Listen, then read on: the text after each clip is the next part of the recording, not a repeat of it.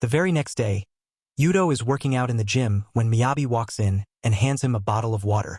She insists he take a 5-minute break. But the moment Yudo sees Miyabi wearing those tight gym shorts, he realizes the only thing he actually wants to drink is her sweat.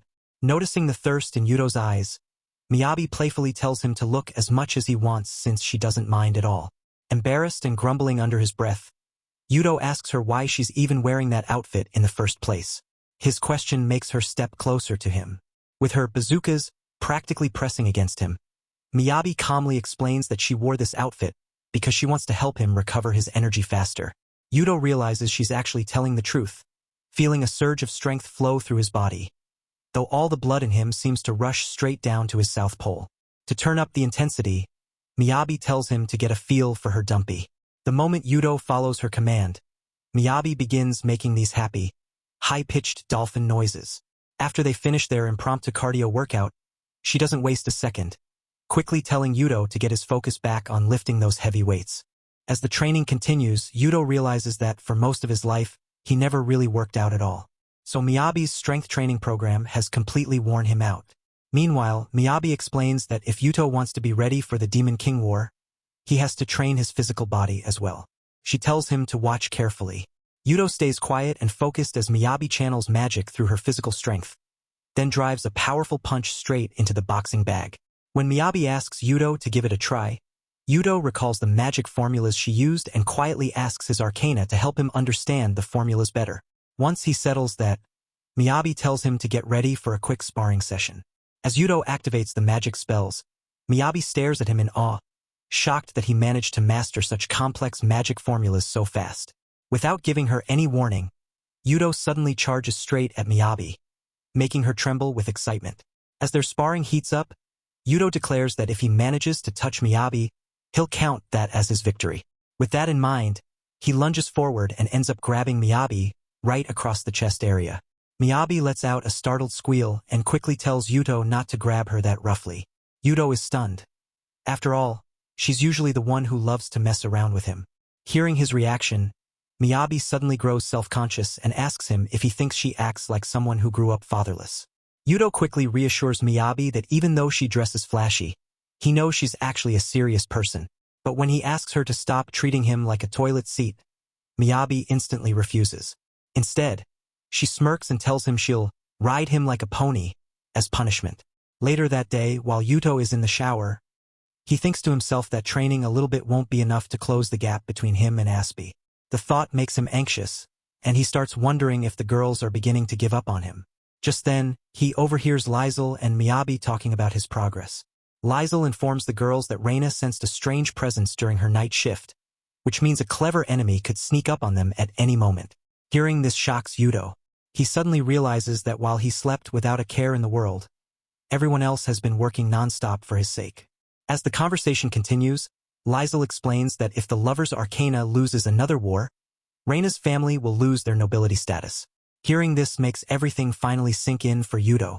The weight of the situation becomes even heavier when Miyabi adds that if they lose, she will be sold off to an old nobleman. But Lizel tells the girls to pull themselves together, reminding them that they can't let Yudo find out about any of this or he'll only end up worrying for no reason. Meanwhile, Yudo realizes he's been acting like a total crybaby even though so much is on the line. Outside, Miyabi boldly declares that she believes Yudo can become the next generation Demon King. Lizel, shocked by Miyabi's sudden confidence, asks what changed, especially since Miyabi was the one who doubted him the most and even tried to seduce him before. Miyabi answers by revealing that everything she did was her way of testing him.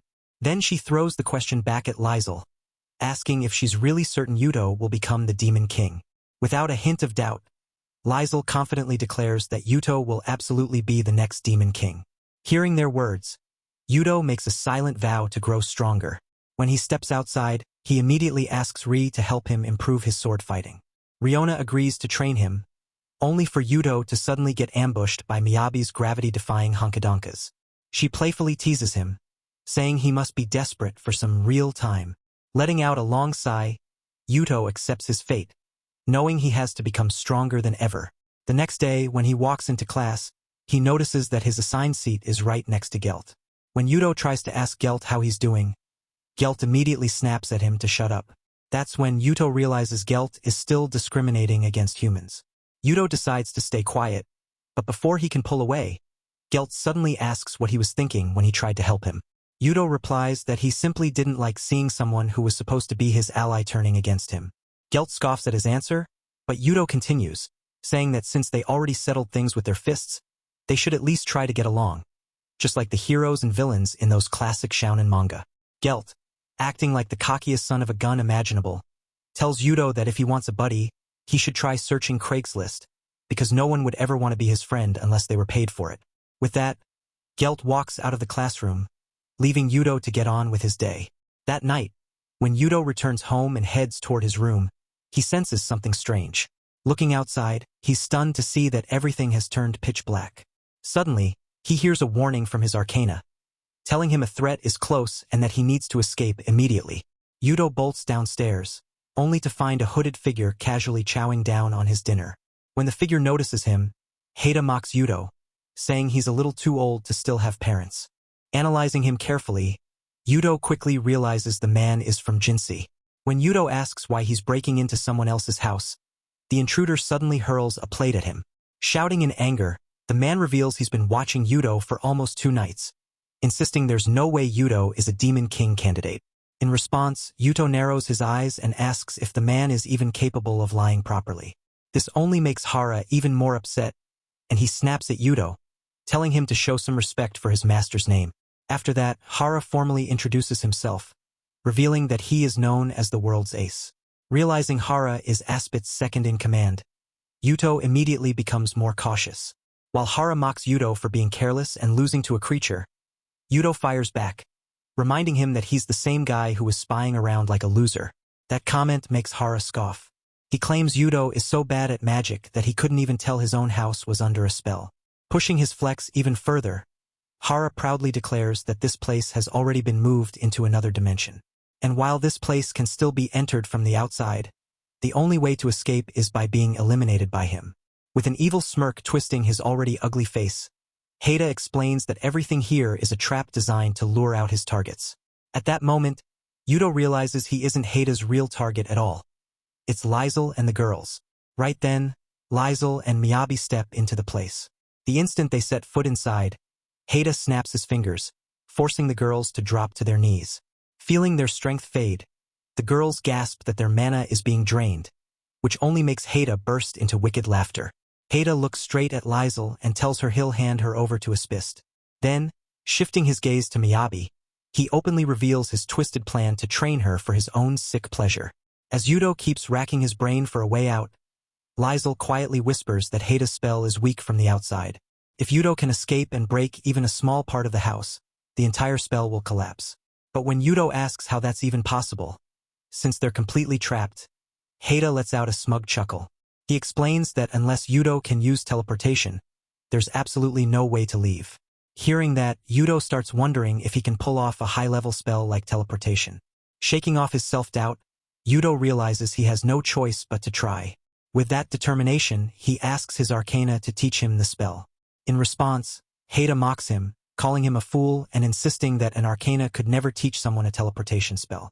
But suddenly, Yuto shouts, "Transcert!"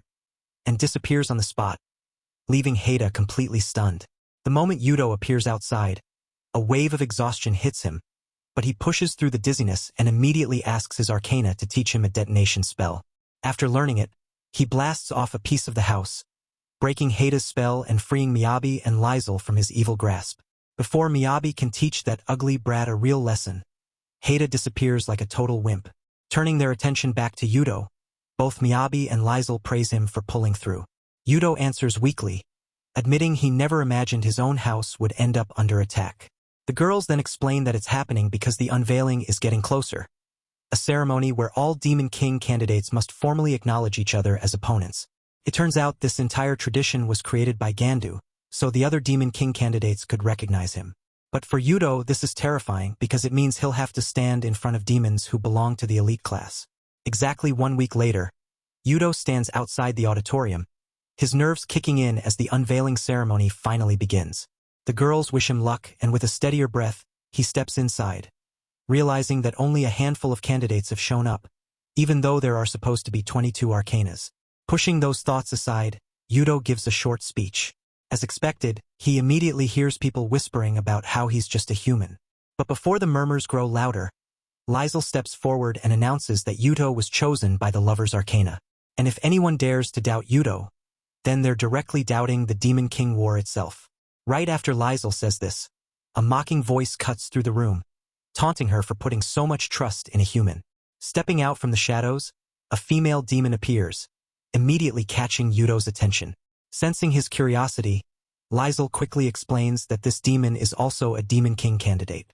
She holds the Arcana of the Star, and her name is Stella.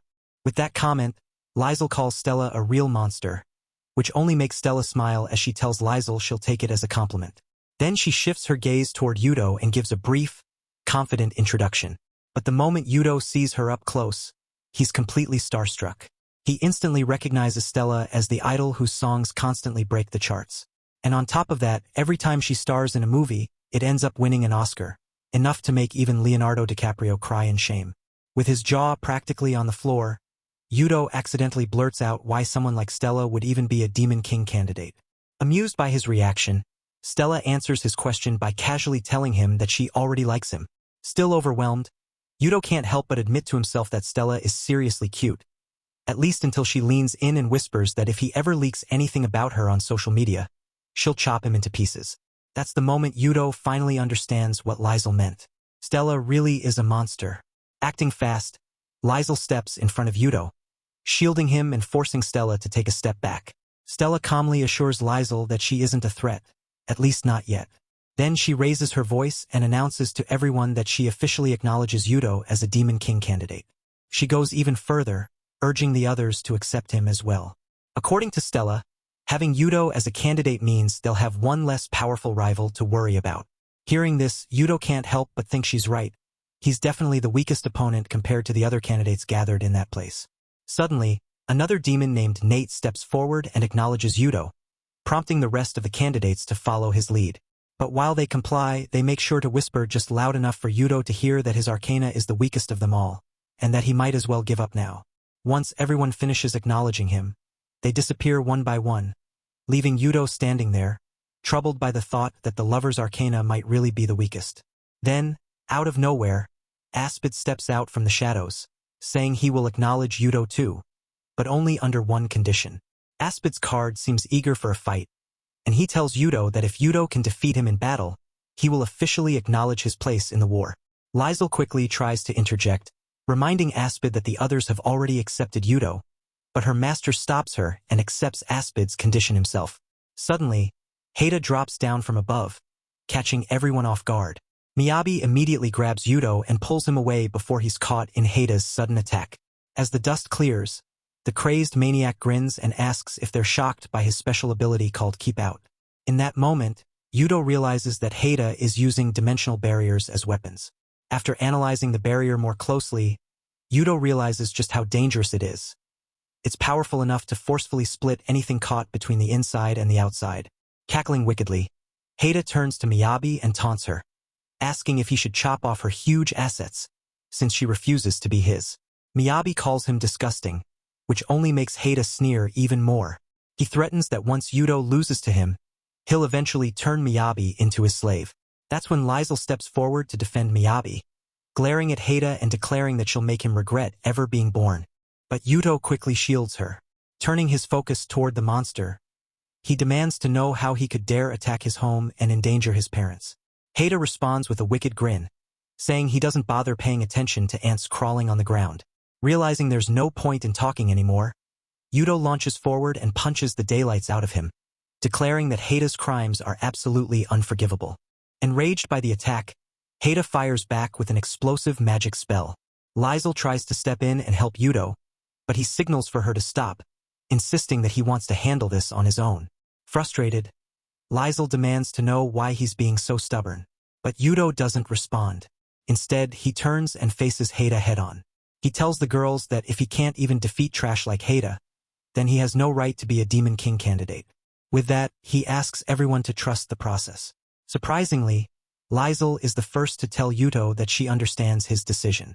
Miyabi tries to argue, but Liesl ignores her completely. She tells Yudo that if she senses anything going wrong, she will step in. But she also warns him, if she does intervene, he'll be considered inept as a Demon King candidate. Her conditions sound fair to him, so Yuto nods and agrees. Liesl then reaches out and restores his mana. With a calm voice, she wishes him good luck. As Yudo turns to face Haida, the fight begins immediately. In just a moment, Yudo takes several sharp kicks and punches straight from Haida. Seeing Yudo completely worn out, Haida tells him that it's time to accept his own limits. But Yudo tries to fight back, saying that if he doesn't try, he'll never truly know. Haida only laughs at him even more. He tells Yuto that the Lover's Arcana has never produced a single good result in its entire history. Then he adds that Liesl and the others are only using him to toy with the rest of them, because even they know he has no chance of winning. Yuto finally fires back, telling Haida that everyone believes in him. That's why they spent so much time protecting him and teaching him. Suddenly, Haida lets out a cry of pain as his fingers twist in a strange direction. While he's yelling at Yudo, he gets hit by another punch. Yudo tells Haida that he'll never forgive him for disrespecting everyone who supported him. And since Haida claimed the Lover's Arcana is the weakest, Yudo says he's going to prove him wrong. As Haida struggles to stand back up, he furiously demands to know why Yuto is acting so confident. Meanwhile, Liesl is stunned by the sheer force behind Yudo's punch. It didn't just hurt that scum Haida. It actually wiped out an entire block. Once Haida manages to steady himself, he launches multiple keep-out spells straight at Yudo, forcing Liesl to shout a warning about the danger closing in. But Haida snaps back, telling Yudo that because he had to prepare so many barriers at the same time, he couldn't cast any other spell in the process. As Yudo scrambles to put some distance between himself and Haida's deadly magic attack, he realizes that if even one of those barriers touches him, he'll end up needing a disabled parking spot for the rest of his life. Meanwhile, Haida keeps taunting him, asking how long he plans to keep running after talking so big earlier. Haida adds even more crudely that after he murders Yudo, he'll make Miyabi pay for what he calls her insolence. Hearing him throw those disgusting labels at Miyabi, Yudo can't hold back anymore. He snaps at Haida, warning him not to speak about her like that, making Miyabi blush despite the situation. Haida fires back, yelling that Yudo is going to die anyway, so Miyabi's future as his personal slave is already guaranteed. Gathering his mana, Yudo declares that he'll be sending Haida flying soon enough, then launches a detonation spell straight at him. Seeing the massive power behind the spell, Haida is completely confused, wondering how a lowly human like Yudo could cast such a huge detonation spell. When the dust finally settles, Haida is nowhere to be found, and Yudo turns to Liesl to ask about his score.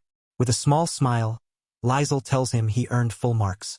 As Yudo looks around, trying to figure out where Aspidates went, he suddenly gets completely distracted, stunned by Miyabi's overwhelming bazookas.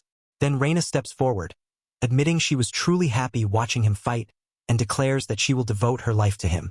When Stella appears, Yudo immediately asks if he accidentally hurt her during the fight. She bluntly answers that yes, he did hurt her, making Yudo apologize in a small, awkward voice. Another girl arrives, and Stella quickly introduces her to Yuto, explaining that she is Nate, whose arcana is the chariot. After Nate greets him politely, Yudo realizes she has a surprisingly meek personality.